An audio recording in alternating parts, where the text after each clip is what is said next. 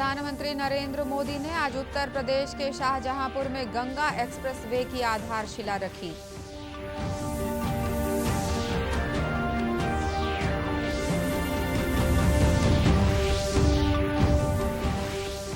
छत्तीसगढ़ नगरीय निकाय चुनाव के लिए प्रचार प्रसार का शोर आज रात 12 बजे थम जाएगा।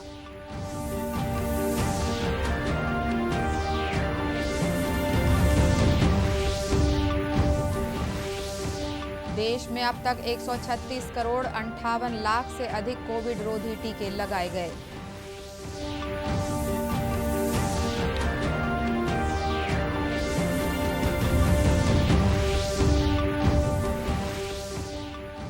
और आज बाबा गुरु घासीदास की जयंती है। राज्यपाल और मुख्यमंत्री ने प्रदेशवासियों को बधाई और शुभकामनाएं दी।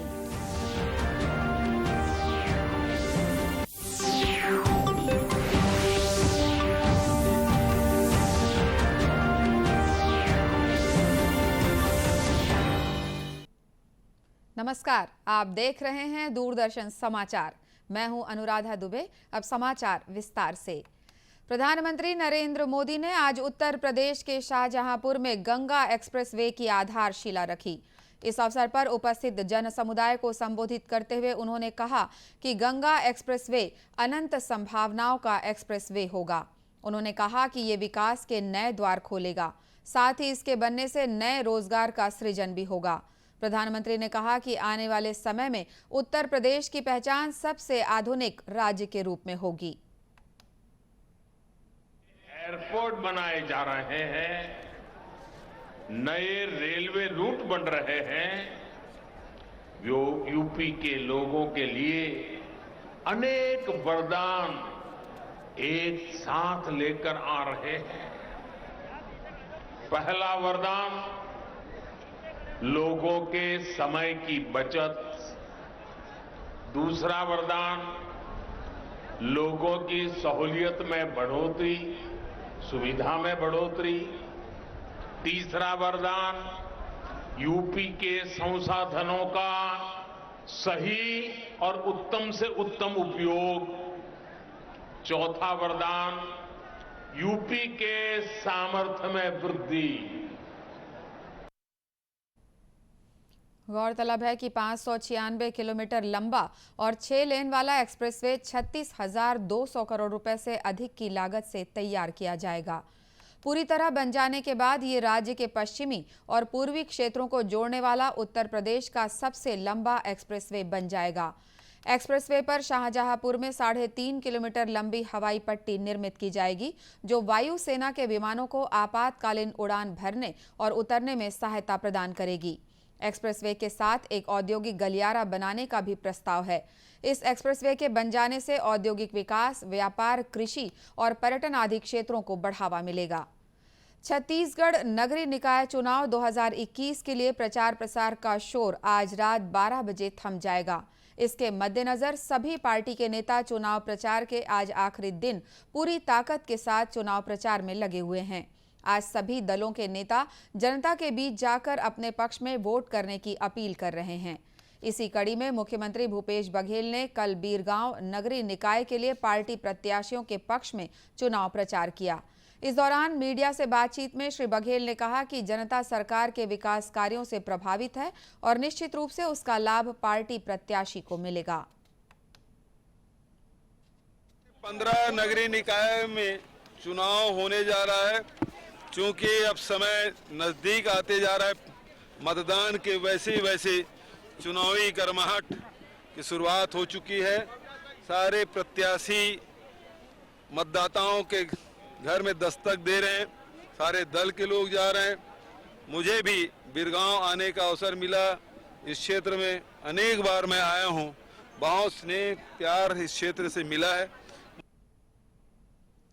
उधर भाजपा के राष्ट्रीय उपाध्यक्ष और पूर्व मुख्यमंत्री डॉक्टर रमन सिंह ने राज्य सरकार पर शराब बिक्री को बढ़ावा देने का आरोप लगाया। उन्होंने कहा कि राज्य पर कर्ज लगातार बढ़ता जा रहा है। Coal mafia, land mafia, liquor mafia, इनका पूरा जाल छत्तीसगढ़ में बिछा हुआ है और ये वसूली के सिवाय कोई दूसरा काम छत्तीसगढ़ में नहीं चल रहा है। मुझे लगता है ये सरकार में 3 साल के अंदर आज हालत ये है कि विधानसभा में जवाब दे रहे थे 51,000 करोड़ से ज्यादा कर्ज लेके, जिसका ब्याज 11,000 करोड़ रुपया हर साल सरकार को देना पड़ रहा है। दिवालिया में पहुंच गई ये सरकार, इस सरकार के पास और कोई काम नहीं रहा। गौरतलब है कि आज रात 12 बजे चुनाव प्रचार थमने के बाद किसी भी प्रकार की चुनावी रैली, आम सभा का आयोजन पूरी तरह से प्रतिबंधित रहेगा। ध्वनि प्रसारक यंत्रों अर्थात लाउड स्पीकर का उपयोग कर प्रचार प्रसार करने की समय सीमा 18 दिसंबर की रात्रि 10 बजे तक रहेगी। 20 दिसंबर को सुबह 8 बजे से शाम को 5 बजे तक मतदान होंगे। राज्य निर्वाचन आयुक्त ठाकुर राम सिंह ने बताया कि चुनाव से संबंधित सभी जिले के कलेक्टरों को इस संबंध में आवश्यक दिशा निर्देश जारी कर दिए गए हैं।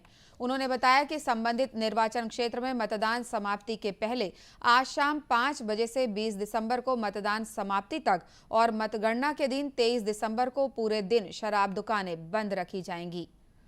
देश में अब तक 136 करोड़ 58 लाख से अधिक कोविड रोधी टीके लगाए जा चुके हैं। इनमें 82 करोड़ 41 लाख से अधिक टीके पहली डोज के रूप में और 54 करोड़ 17 लाख से अधिक दूसरी डोज के रूप में लगाए गए हैं।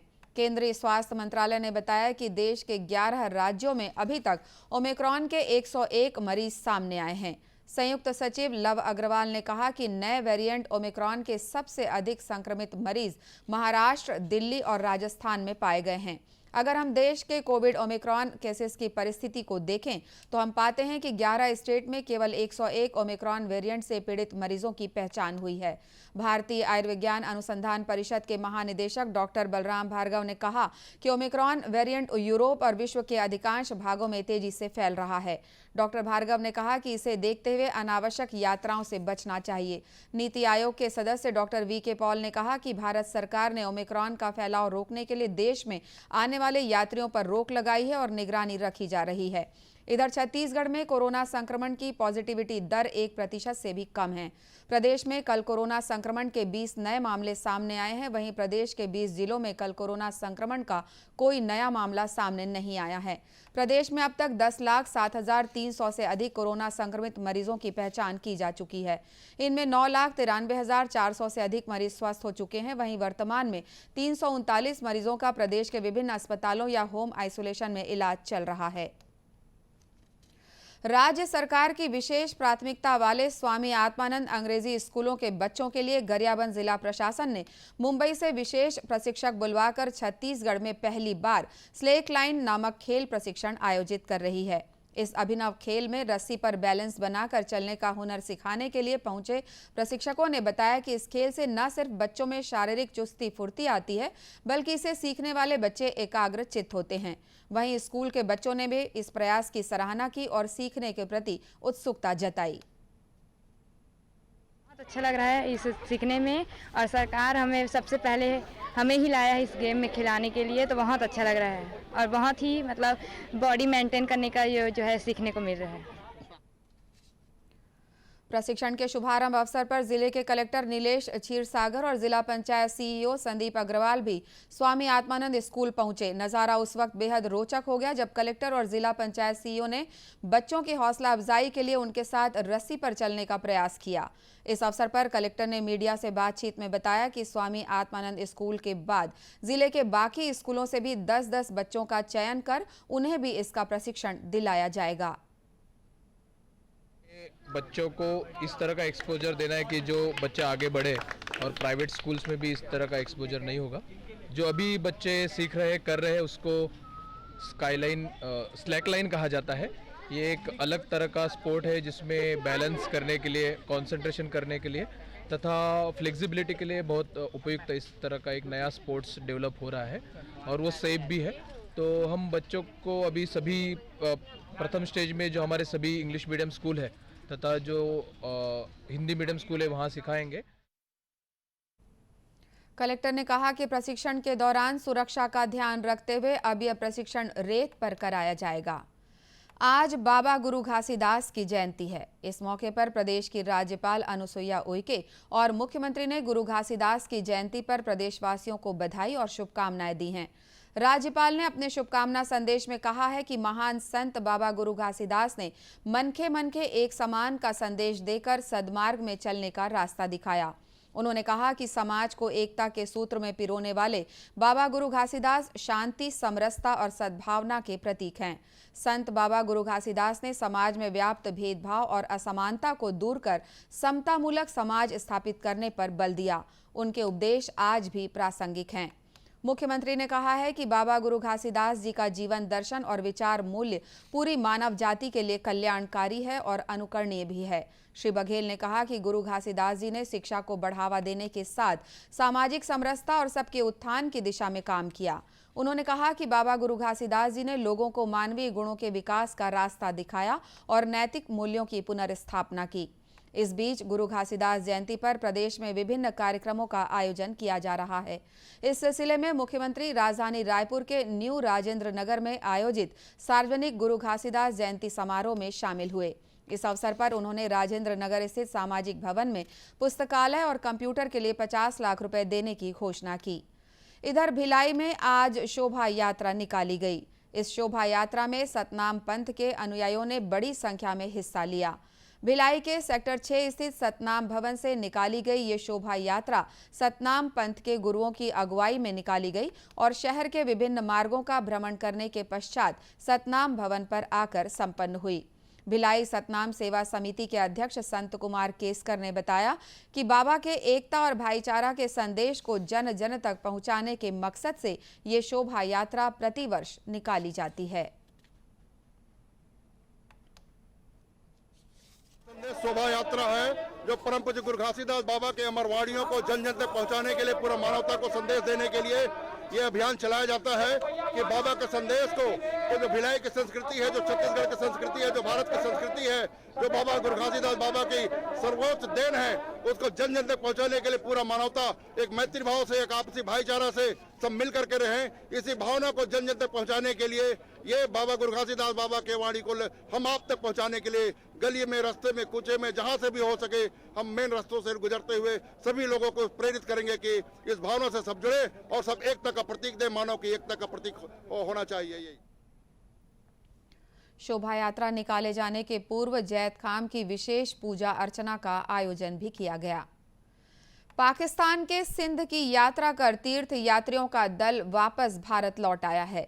बीते 4 दिसंबर से भारत के अलग अलग शहरों से 140 यात्रियों का दल श्रद्धांजलि दरबार तीर्थ के नवम पीठाधीश्वर डॉक्टर युधिष्ठिर लाल महाराज के नेतृत्व में पाकिस्तान के सिंध गया था, जो कि 15 दिसंबर को भारत लौट आया।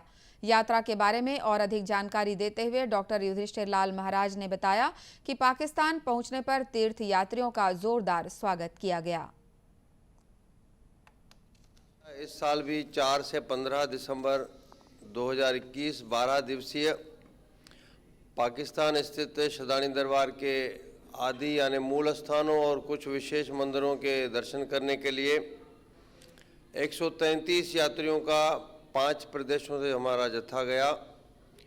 वहाँ अपने हिंदू धर्म के पूजा पाठ, कलश यात्रा, जनेऊ संस्कार सब भव्यता के साथ मनाते हुए हमने अपने देश की, अपने धर्म की वहाँ गरिमामय और उच्च कोटि परंपरा की पूर्ण रूप से जानकारी दी। इस जत्थे के रायपुर पहुंचने पर शहर की सिंधी पंचायतें, द्वादश मंडल और अनेक हिंदू संगठनों ने स्वागत किया। अब कुछ खबरें जिलों से। इस बीच महासमुंद जिले में प्रशासनिक और लोगों की जागरूकता के कारण लगभग 98% लोगों को कोरोना का दोनों टीका लग चुका है। जिले के टीकाकरण नोडल अधिकारी डॉक्टर अरविंद गुप्ता ने मीडिया से बातचीत में बताया कि दिसंबर माह के अंत तक 100% कोविड टीकाकरण का लक्ष्य रखा गया है। वहीं जिला प्रशासन और स्वास्थ्य विभाग ने लोगों से कोरोना टीका जल्द से जल्द लगवाने की अपील की है। राज्य सरकार का कार्यकाल 3 वर्ष पूरा होने के अवसर पर राजनांदगांव कलेक्ट्रेट कार्यालय में इन दिनों फोटो प्रदर्शनी लगाई गई है। इस प्रदर्शनी में राज्य सरकार के द्वारा बीते 3 वर्ष में किए गए जनहितकारी योजनाओं और उपलब्धियों को दर्शाया गया है। इस मौके पर कलेक्टर तारन प्रकाश सिन्हा ने कहा कि इस प्रदर्शनी से लोगों को शासन के द्वारा चलाई जा रही विभिन्न जनहितकारी योजनाओं की जानकारी भी मिल रही है। रायगढ़ जिले में एक बार फिर से कोरोना के बढ़ते संक्रमण को लेकर स्कूल प्रबंधन को अलर्ट रहने के लिए कहा गया है। इसके लिए सभी स्कूल संचालकों को कोरोना गाइडलाइन का सख्ती से पालन करने के लिए कहा गया है। पालकों को भी विशेष हिदायत दी जा रही है। फिलहाल स्कूलों में ऑनलाइन के साथ साथ ऑफलाइन पढ़ाई भी हो रही है। इसी के साथ ये समाचार बुलेटिन समाप्त हुआ। नमस्कार।